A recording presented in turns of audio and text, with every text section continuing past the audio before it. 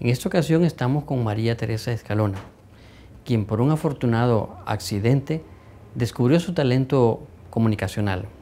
Comenzó haciendo radio y con la experiencia de los años, hoy en día hace comunicación institucional. Oigamos su interesante experiencia. María Teresa, ¿cómo comenzó tu experiencia comunicacional? Por accidente. Resulta que yo colaboraba con un comité de solidaridad con El Salvador en México y de pronto avanzó bastante ese trabajo y yo quería venir a El Salvador a participar en el proceso de lucha que se llevaba en los años 80 y entonces me vine y ya estando aquí en el año 85, por cierto que fue Facundo Guardado quien me dijo que iba a ir a la radio. Yo le dije que iba a ir a hacer una radio.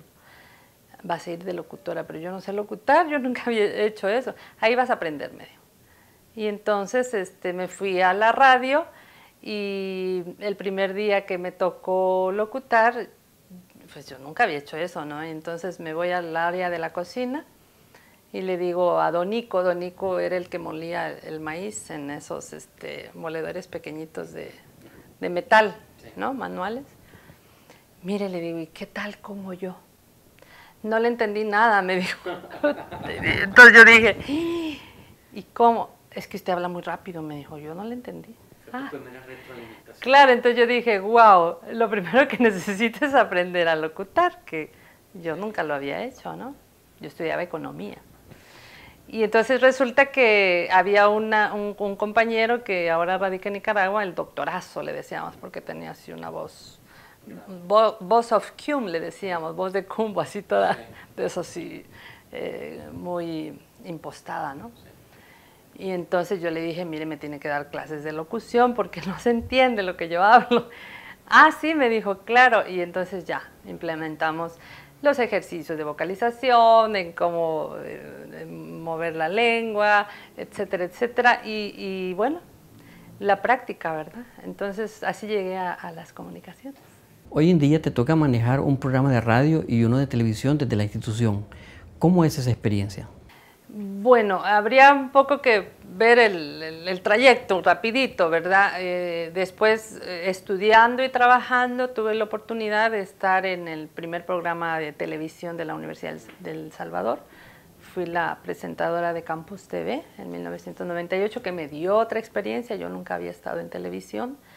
Entonces eso me permitió conocer otro lenguaje, ¿verdad? El lenguaje de la cámara, el lenguaje de... que también era una experiencia que iniciamos y afortunadamente continúa, ya tiene más de 10 años. Entonces,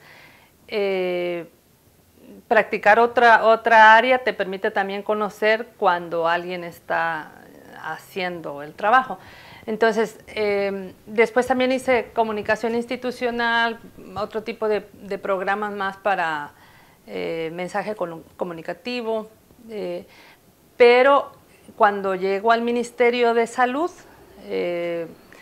afortunadamente nos permitieron entrar a Radio Nacional de manera gratuita porque no tendríamos para pagar 1 hora cada semana. Y estaba ya instalado aquí en el Ministerio el programa Hablemos de SIDA, que nosotros lo hemos transformado en Hablemos de Vida, ¿verdad? El tema de VIH. Un mensaje más positivo. Sí, además que el lenguaje también ha cambiado, ahora ya no se habla de SIDA, se habla de VIH. Entonces el programa es VIHDA, vida, es un juego de palabras en donde queremos llegar a un público joven y este programa está hecho por jóvenes, jóvenes hombres y mujeres que saben cómo manejar el tema y lo único que hacemos es pues discutir, ¿no? La temática, cómo abordar, a quién entrevistar, por dónde. Pero ellos son absolutos dueños del programa. Yo creo mucho en la juventud, creo que la juventud siempre se le debe abrir puertas para innovar, para hacer, y uno que ya es el joven de ayer, la joven de ayer, tiene que dar como pautas, ¿no? Líneas. Y el programa de radio que sí lo conduzco junto con Herbert y que ha resultado otra ventana para el trabajo de salud, que por lo menos informamos qué estamos haciendo y tenemos una parte de entrevista. Entonces Entonces creo que es un programa necesario. Debemos, las y los comunicadores, comunicar lo que estamos haciendo en cualquier área que trabajemos. También ha estado a tu cargo el diseño y la realización de varias campañas de comunicación institucional. ¿Cómo ha sido toda esa vivencia? ¿Cómo ha sido toda esa realización?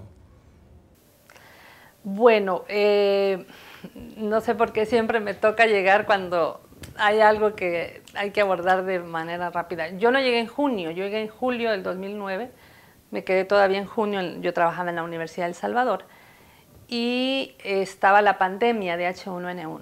Entonces era así como, wow, pandemia en todo el mundo y una gripe que está matando, está causando muertes. Entonces llegué y no había dinero. Aquí nos dejaron con $148 y de repente había que hacer campaña. ¿Y cómo? Bueno, de mi bolsa salieron los primeros $100 para pagarle a un locutor que nos hiciera una cuña. Entonces lo primero que hice fue una cuña, ¿verdad? El H1N1 es una gripe que te puede matar, es una gripe mortal y entonces hay que cuidarse. Entonces logramos con agencias cooperantes, por ejemplo USAID, pues que nos diera plata para pautar la cuña, que nos diera plata para elaborar material impreso, educativo, para repartir en las unidades de salud, en los hospitales. Y entonces, bueno, se montó así como que ya, ¿verdad? Tienes que hacer ya la campaña para que la gente tenga cuidado con su salud. Y aprendí mucho de la experiencia de México. México hizo muchas cosas que tal vez no era necesario que las hiciera, por ejemplo, cerrar estadios, prohibir muchas acciones. Entonces yo traje a cuenta la experiencia de México y dije, bueno, pero si la gripe se contagia, pero hay un espacio abierto, es menos difícil. Entonces uno tiene que aprender de otras experiencias para ahorrar costos también, ¿verdad? Porque, puchica, aquí cerrar el comercio, era una locura. Entonces, yo no he venido a crear nada, eso ya está en otras experiencias, pero yo creo que hay que mirarlo con los ojos del país, ¿no? De la localidad, y funcionó muy bien lo que hicimos. Hubo otra campaña interesante que a mí me gustó particularmente, que fue la de la prevención del cáncer de cérvix y de mama. Entonces, generalmente las mujeres estamos acostumbradas al cuido. Si no es del hijo o de la hija, es del marido, de la mamá, de la tía, siempre al servicio de los demás. Pero ¿cuándo las mujeres nos vamos a cuidar? Entonces, el lema de la campaña fue: prueba que amas tu vida. Entonces, una mujer de espalda abrazándose y que vaya a hacerse el examen. Entonces el eslogan fue: prueba que amas tu vida, hazte la prueba del cáncer, ¿verdad? De cervix y de mama, están los servicios, los horarios, etcétera. Pero un poco campañas que puedan impactar o pegar con bajo costo. Entonces tiene mucho que ver con quién te alías para hacerlas y el mensaje que produzcas, ¿verdad? Si pudiéramos resumir en 3 puntos las conclusiones aprendidas en el diseño de las campañas institucionales, ¿cuáles serían esos 3 aspectos? Primero, tener bien claro qué es lo que quieres lograr con la campaña. Si es una campaña para que las mujeres se vayan a hacer la prueba del cáncer, pues decirlo con bien pocas palabras y decirle en dónde tiene que ir, cuáles son como las características, ¿no? O sea, pero bien clarito. En el tema de dengue ya sabemos que es que la gente limpia y todo, pero quizá ya ha sido tan recurrente que es como complicado. Pero la primera es tener bien claro lo que quieres y tener, si tienes agencia de publicidad o gente creativa, pedirle una idea creativa que pueda pegar y tratar de, obviamente, de, ¿cómo se llama esto? De probar con tus públicos. Mire, cree que si decimos este mensaje, entonces eso te ayudan el mismo personal de salud, ¿verdad? Por ejemplo, este es un focus group para probar si eso puede pegar o no. O sea, verificar que el mensaje que estás dando. Y luego la distribución. Eso es bien importante. Si tú no sabes distribuir lo que estás comunicando, yo lo he probado. Desde aquí se manda el material educativo a las 5 regiones del país. Entonces, siempre verifico que si se entregó, dónde se puso, si lo tienen realmente en uso. Y por otro lado, también, como no tenemos dinero, tenemos que hacer campañas de bajo costo, de alto impacto.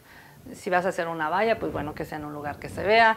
Si vas a poner un MUPI, pues también en otro lugar que se vea. O televisión es carísima. A mí me ha funcionado mucho el tema del cable, que es mucho más barato y es rotativo.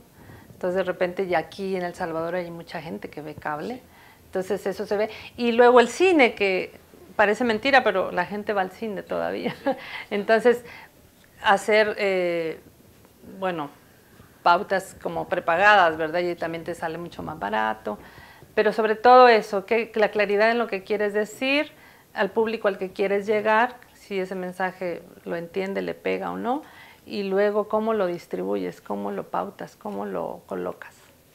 Y finalmente, la comunicación tiene un campo técnico, pero sobre todo un lado humano. ¿Cómo puede la comunicación trabajar por una sociedad más justa y más humana? Si uno tiene como centro el derecho humano en todo lo que hagas, que no es una dádiva el que le da el gobierno a la gente, sino que tiene derecho y lo exige, eso también comunica. Si el ciudadano no se queja, que no se queje. O sea, si lo están atendiendo mal en un servicio y él no lo denuncia, lo van a seguir tratando mal.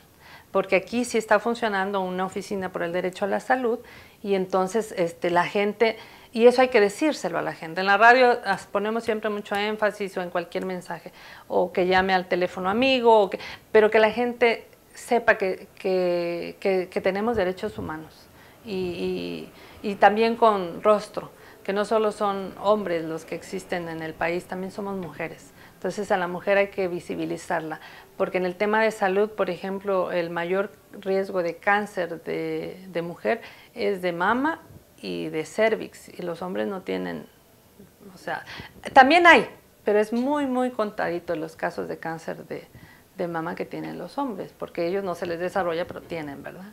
Pero no tienen útero, no tienen. Entonces, también hay que ponerle rostro a esa comunicación. Perfecto. Bueno, gracias María Teresa por tus conceptos, por tus experiencias, ¿verdad? Son de agrado de todos los lectores de comunicación. Muy bien. Gracias. Hasta luego.